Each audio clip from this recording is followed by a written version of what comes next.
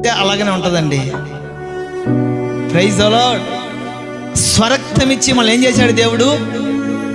మా ఏమన్నా తన కొరకు ఏమన్నా ఒక లీటర్ ఏమన్నా మిగిలించుకున్నాడా? పోనీ ఒక హాఫ్ లీటరు లేదు. తనలో ఉన్నటువంటి రక్తం అంతా కూడా దారబోసి మనల్ని కొనుక్కున్నాడండి. Praise the Lord. హల్లెలూయా.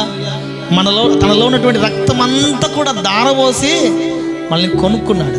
అంటే ఈ సంఘానికి ఉన్నటువంటి మెయిన్ ఘనత, వాల్యూ ఏదైనా ఉందంటే యేసు రక్తము చేత మనం కొనబడ్డా. Praise the Lord. యేసు రక్తం ఇచ్చి మనల్ని కొనుక్కున్నాడు.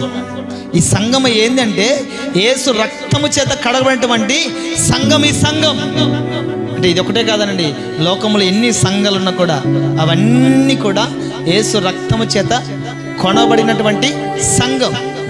ఆయన రక్తాన్ని దారపోసి సంఘాన్ని నిర్మిస్తే ఈ సంఘములో ప్రజలు ఎలా ప్రవర్తించాలి, ఎలా ఉండాలి అన్నది ఒకసారి మనం ఆలోచించేద్దాం. ఒకసారి తిమోతి మొదటి పత్రిక 3వ